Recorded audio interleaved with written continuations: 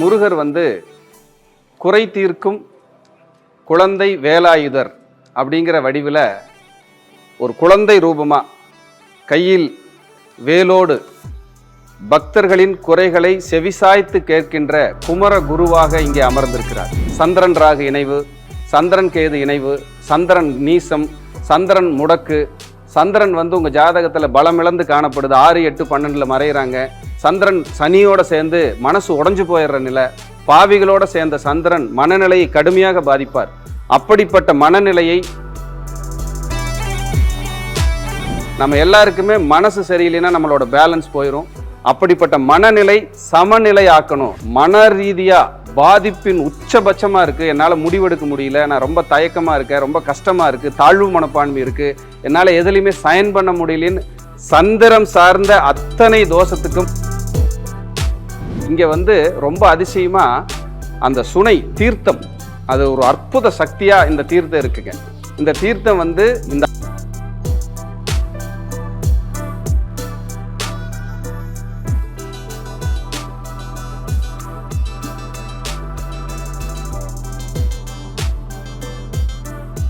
हर नमः पार्वतीपतये हर हर महादेव। अहत्या तीर्थाभिषेक प्रिय स्फटिकदृढ सौन्द्रनायकी अंबिका समेत वंदे सोमेश्वरं वृषातिरूढं देवेशं सर्वलोकैककारणं ध्यायेत् ब्रह्मादिमस्तुत्यं பார்வதீசகிதம் சிவம். ஈரோடு மாவட்டம் கோபிச்செட்டிபாளையம் முடச்சூர் கிராமம் அருள்மிகு சௌந்திரநாயகி சமேத சோமேஸ்வரர் திருக்கோயில். இந்த ஆலயமாகப்பட்டது 2000 வருடங்களுக்கு முற்பட்ட சிவாலயம். இந்த ஆலயத்திலே அகத்திய பெருமான் தென் திசையை நோக்கி செல்லும் பொழுது இந்த கிராமத்திற்கு வருகை புரிந்து இந்த ஆலயத்தில் இருக்கக்கூடிய நமது சிவபெருமானுக்கு பூஜை செய்வதற்கு நீரில்லாத காரணத்தினால் தபஸ் செய்து அந்த தபோவலமையினால் வர்ணனையும் வாயும் வரவழைத்து சுனை ஏற்படுத்தி அந்த சுனையிலிருந்து நீர் எடுத்து சிவபெருமானுக்கு அகத்திய பெருமான் இங்கு சிவபூஜை செய்தார். அதனைத் தொடர்ந்து சிவபெருமான் இங்கு அகத்திய பெருமானுக்கு திருக்காட்சி வழங்கினார். அதனைத் தொடர்ந்து இந்த சுனையில் இருக்கக்கூடிய நீர் மேலே பொங்கி வரக்கூடாது என்பதற்காக இந்த ஆலயத்திலே அகத்திய பெருமான் அந்த சுனையின் மேலே விநாயகப் பெருமானை ஸ்தாபனம் செய்து பூஜை செய்தார். எனவே இந்த ஆலயத்திலே அருள்பாலிக்கக்கூடிய விநாயகரின் நாமாவளி பாலி விநாயகர் என்று பெயர். பாலிங்கிற சொல் பார்த்தீங்கன்னா தமிழ் இலக்கணத்தில் சுனைன்னு அர்த்தம். சுனை காத்த விநாயகர்னு விநாயகரோட நாமாவளி.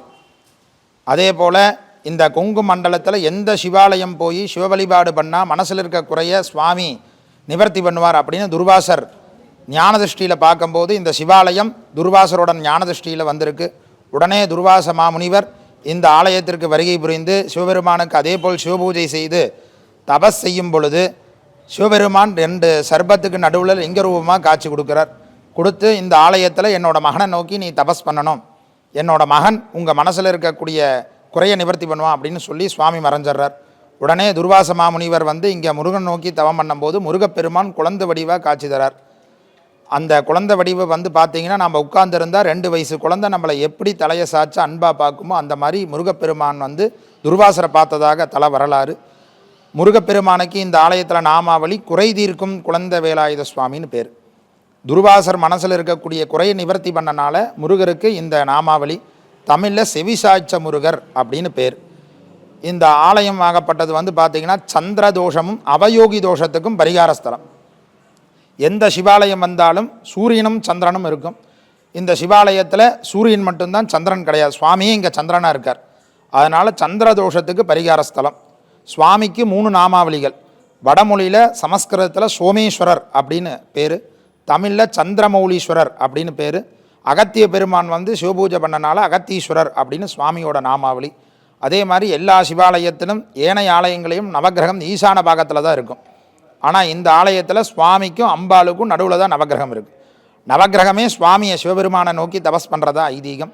அதனால் அவயோகி தோஷத்துக்கும் இந்த ஆலயம் பரிகாரஸ்தலம். இந்த கிராமத்தோட நாமாவளி பார்த்திங்கன்னா முடச்சூர் அப்படின்னு பேர். சுவாமி ஜாதகத்தில் முடக்கு தோஷத்தை நிவர்த்தி பண்ணுறனால இந்த கிராமத்தோட நாமாவளி முடச்சூர் அப்படின்னு அழைக்கப்படுகிறது. அதே போல் அம்பாலோட பேர் சௌந்திரநாயகி அப்படின்னு பேர், தமிழில் மங்களநாயகி அப்படின்னு சொல்லுவாள்.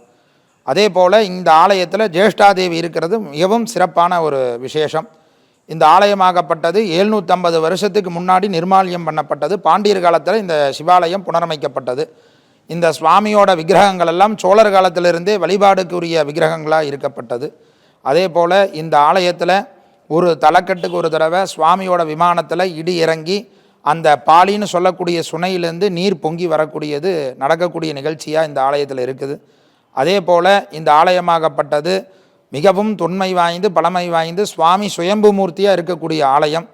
அதே மாதிரி இந்த ஆலயத்தில் சர்ப்பங்கள் அதிகமாக பூஜிக்கக்கூடிய ஆலயமாக கருதக்கூடியது. இந்த ஆலயத்தில் வந்து பார்த்திங்கன்னா அடிக்கடி சுவாமியோட கருவறையில் சர்ப்பங்கள் வந்து சுற்றி நடமாட்டம் அதிகமாக இருக்கும். சர்ப்பங்கள் எல்லாம் சுவாமியை வழிபடுவதாக ஐதீகம். இந்த ஆலயத்தில் தீர்த்தமாகப்பட்டது அகத்திய பெருமானால் ஏற்படப்பட்ட அகத்திய தீர்த்தம். அதே மாதிரி தலவிருட்சம் வில்வ மரம். மூர்த்தின்னு பார்த்தீங்கன்னா சுவாமி வந்து அகத்தியர் துர்வாசர் 2 பேரும் சிவபூஜை பண்ணப்பட்ட மூர்த்தி, சுயம்பு மூர்த்தியை அங்கே காட்சி தரார். அதனால் நம்ம தவறாது இந்த ஆலயத்தை பற்றி அறிந்து இந்த ஆலயத்திற்கு வருகை புரிந்து தங்களது மனதில் இருக்கக்கூடிய சகல விதமான தோஷங்களும் இன்னல்களும் நிவர்த்தியாகும் பொருட்டு நமது சோமநாத பெருமானை பிரார்த்தனை செய்து அனுகிரகம் பெறுமாறு வேண்டி விரும்பி கேட்டுக்கொள்ளப்படுகிறது. சிவா திருச்சிற்றம்பலம். ஓம் நம சிவாய. அடியேன் அவினாசி ஜோதிலிங்கம், பிரசன்ன ஜோதிட ஆராய்ச்சியாளர், ஸ்ரீ வாராகி ஜோதிடத்திலிருந்து. ஒரு ஆலயத்தில் நின்று ஒரு ஆலயத்தை பற்றின ஒரு விசேஷத்தை, அதனுடைய ஸ்தல சிறப்புகளை விளக்கறதுக்கான ஒரு அற்புதமான வாய்ப்பை சிவபெருமான் ஏற்படுத்தி கொடுத்துருக்கார் அப்படிங்கிறதா மிக மிக உண்மை. நான் நிற்கிற ஆலயம் வந்து சந்திரமௌலீஸ்வரர் அப்படின்னு சொல்லக்கூடிய சோமேஸ்வரர். இது எங்கே இருக்குது அப்படின்னா ஈரோடு மாவட்டம் கோபி மொடச்சூர் கிராமம் அப்படின்ற இடத்துல இது மிகவும் தொன்மையான பழமையான ஆலயமாக இங்கே அமர்ந்து அருள்பாலித்து கொண்டிருப்பவர் அருள்மிகு சோமேஸ்வரர், சந்திரமௌலீஸ்வரர். இந்த பெயர்களால் இங்கே இருக்காங்க. இதுக்கு முன்னாடி குருக்கள் உயர்திரு சிவாச்சலபதி அவர்கள் இந்த கோயிலை பற்றின விஷயங்களெல்லாம் பேசியிருக்காரு, நீங்கள் பார்த்துருப்பீங்க. இன்றைக்கி நம்ம இதை எதை பற்றி பேச போகிறோன்னா, இந்த கோயிலில் நம்ம வந்து என்ன மாதிரியான வழிபாடு முறைகள், பரிகார முறைகளை நம்ம மேற்கொள்ளலாம், அதிலிருந்து நம்ம அடுத்த கட்டத்துக்கு எப்படி நம்மளுடைய வாழ்வை மேம்படுத்தி மேலே கொண்டு போகலாம் அப்படிங்கிற விஷயத்த உங்களுக்கு ஒரு அஸ்ட்ராலஜராக தெளிவாக விளக்கம் சொல்லணும் அப்படிங்கிறதுக்காக வந்திருக்கேன். நமக்கு வந்து இந்த ஆலயம் என்ன விசேஷத்துக்காக ஒரு ஜாதக ரீதியாக சொல்லப்படுது அப்படின்றதையும் விரிவாக பார்ப்போம். அம்பாள் வந்து சௌந்தரநாயகி, முருகர் வந்து குறை தீர்க்கும் குழந்தை வேலாயுதர் அப்படிங்கிற வடிவில் ஒரு குழந்தை ரூபமாக கையில் வேலோடு பக்தர்களின் குறைகளை செவிசாய்த்து கேட்கின்ற குமர குருவாக இங்கே அமர்ந்திருக்கிறார். அப்படிப்பட்ட இடம். எல்லா இடத்துலையும் வடகிழக்கு மூலையில் தான், ஈசான்யத்தில் தான் நவகிரகங்கள் இருக்கும்.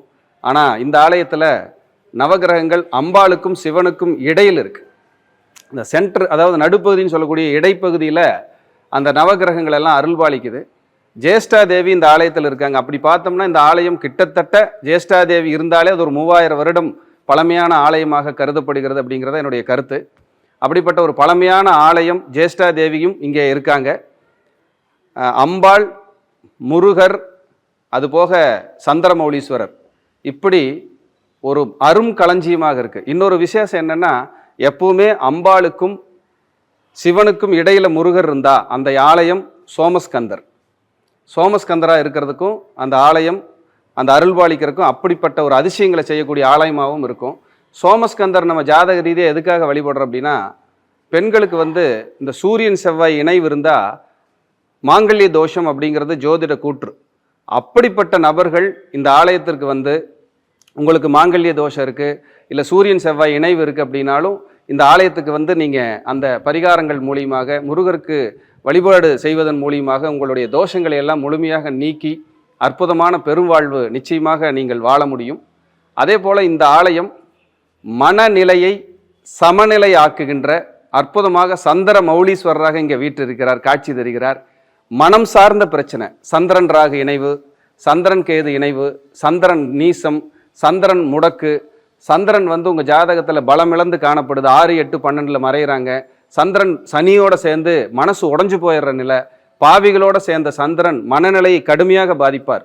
அப்படிப்பட்ட மனநிலையை சமநிலை ஆக்குகின்ற ஒரு அற்புதமான ஆலயமாக கோபி அருகிலே இருக்கக்கூடிய மொடச்சூர் கிராமத்திலே அற்புதமான கடவுளாக வீற்றிருக்கின்ற இங்கே சந்திர மௌலீஸ்வரர் ஆலயம் நம்ம எல்லாருக்குமே மனசு சரியில்லைன்னா நம்மளோட பேலன்ஸ் போயிடும்.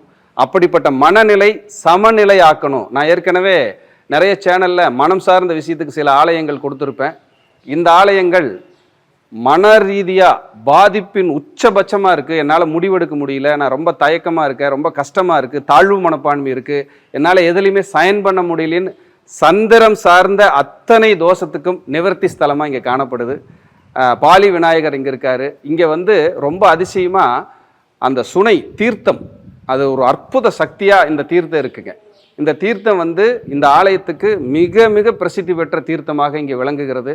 அப்படிப்பட்ட ஒரு அருமையான ஒரு ஆலயம் உங்களுடைய சந்திர தோஷமெல்லாம் நிவர்த்தியாகி சந்திரனால் ஏற்படக்கூடிய மனநிலை மனம் சார்ந்த விஷயங்கள் எல்லாம் சரியாகி நீங்கள் அற்புத பெருவாழ்வு வாழ்வதற்கு இந்த சந்திரமௌலீஸ்வரர் ஆலயம் பல சாதனைகளை புரிந்து உங்களை இந்த உலகத்தில் மட்டுமல்லாமல் எங்கெங்கெல்லாம் நீங்கள் சாதிக்கணுமோ அங்கேயெல்லாம் உங்களை ஏன்னா விண்வெளியிலையும் சாதிக்கிறதுக்கு சந்திரன் ரொம்ப முக்கியம்.